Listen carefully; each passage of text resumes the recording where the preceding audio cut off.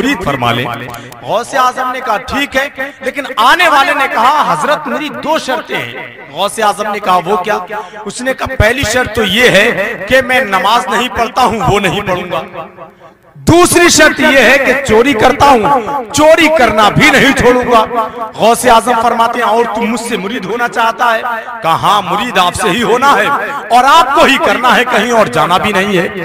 غوث اعظم نے ہاتھ اٹھائے اور کہا مولا اس کو نماز کی توفیق عطا فرما، چوری سے بچنے کی توفیق عطا فرما۔ غوث اعظم فرماتے ہیں ایک شرط میری ہے۔ اس نے کہا سرکار دو شرطیں آپ مانتے ہیں، ایک میں مان لوں گا۔ غوث اعظم فرماتے ہیں جہاں اذان کا وقت ہوگا وہاں تجھے اذان پڑھنی ہوگی۔ کہا ٹھیک ہے، یہ کتنی بڑی بات ہے۔ مرید کیا، کرنے کے بعد گھر پر گیا، گھر پر جانے کے بعد اذان پڑھتا۔ ظہر کا وقت ہوتا اذان پڑھتا، عصر کا وقت ہوتا اذان پڑھتا۔ ایک دن ہو گیا، دو دن ہو گئے، تین دن ہو گئے۔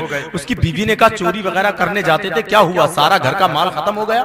یہ کون سا کام اپنا لیا ہے تم نے؟ نہ مسجد جاتے نہ گھر میں نماز پڑھتے، اذان پر اذان دیے جا رہے۔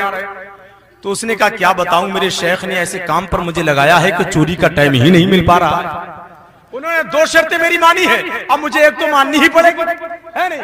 تو ایسا کام ہے یہ اذان کا کیا ہے اور مجھے ماننا ہے، لیکن چوری کرنے نکلتا ہوں دیکھتا ہوں کہ اذان کا وقت ہو جاتا ہے۔ غوث اعظم نے کہا ہے کہ یہ شرط ماننی ہے، جہاں اذان کا وقت ہو جائے وہیں اذان پڑھنی ہے۔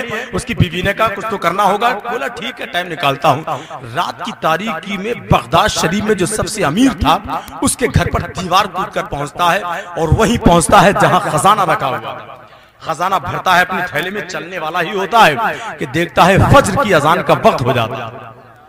اس نے کہا غوث اعظم نے کہا تھا جہاں اذان کا وقت ہو جائے، اب مجھے تو شرط ماننی ہے، دونوں نے مانی ہے میری۔ وہیں پر سامان رکھا، اسی گھر پر اذان پڑھنا شروع کر دی۔ سبحان اللہ بول دیں۔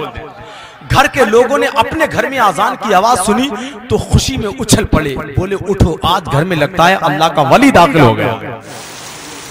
سبحان اللہ، بولے لگتا ہے آج گھر میں اللہ کا ولی داخل ہو گیا۔ پورے گھر کے بھی بچے جوان بچوں کو سب کو اٹھا دیا، بولو اٹھو آج قسمت کا ستارہ چمک گیا ہے، آج گھر میں اللہ کا ولی اور اس کے پیچھے نماز پڑھنے کا موقع ہمیں ملے گا۔ گھر کے لوگ وضو بنا کر فارغ ہوئے، وہ اذان پڑھ کر فارغ ہوا، کیا دیکھتا ہے چاروں طرف بھیڑ لگی ہوئی، اب دیکھا تو گھبرا گیا، بولا آج غوث اعظم نے مجھے پھنسا دیا، آج میں پھنس گیا، بچنے والا ہوں نہیں۔ گھر کے لوگ بولے حضرت سنتیں ادا کر لیجئے، آپ کو نماز پڑھانا ہے۔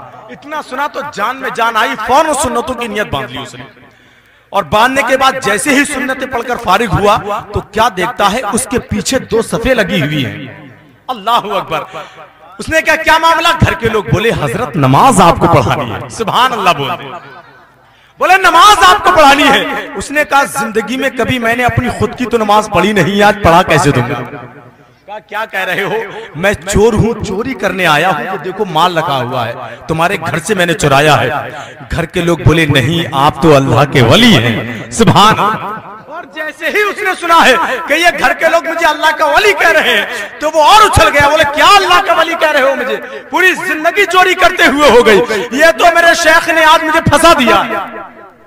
گھر کے لوگ کہہ رہے ہیں نہیں حضرت نماز آپ کو ہی پڑھانا ہے، وہ کہہ رہا ہے میں چور ہوں، گھر کے لوگ کہہ رہے ہیں نماز آپ کو ہی پڑھانا ہے، آپ تو اللہ کے ولی ہیں، اور ادھر غوث اعظم اپنے حجرے میں مسکرا رہے ہیں اور کہہ رہے ہیں ایک وعدہ کیا تھا آج پھنس گیا ہے، مجھ سے ایک وعدہ کیا تھا آج پھنس گیا ہے، مرتا کیا نہیں کرتا۔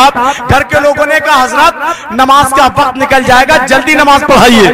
کہا نہیں مانتے ہو تو نیت باندھ لو۔ نیت جب صفیں لگائیں، نیت باندھی، نماز پڑھا کر فارغ ہوا تو کیا دیکھتا ہے دعا مانگ کر جیسے ہی فارغ ہوتا ہے کیا دیکھتا ہے کہ پورا گھر کوئی ہاتھ چوم رہا ہے، کوئی پیر چوم رہا ہے۔ زندہ ہے تو اپنے زندہ ہونے کا ثبوت سبحان اللہ کہہ کر دیجیے۔ تو آنے والا جملہ جو چور نے کہا تھا اس کو سن کر نعرہ لگانے والے نعرہ لگائیں گے، سبحان اللہ کہنے والے سبحان اللہ کہیں گے۔ کوئی ہاتھ چوم رہا تھا، کوئی پیر چوم رہا تھا اور وہ کہہ رہا تھا واہ غوث اعظم، واہ غوث اعظم، زندگی میں ایک وقت کی نماز میں نے پڑھی ہے تو پورا گھر میرے ہاتھ اور پیر چوم رہا ہے، اگر پانچوں وقت کی نماز پڑھنے لگا تو پوری دنیا میرے قدموں میں جھک جائے، پوری دنیا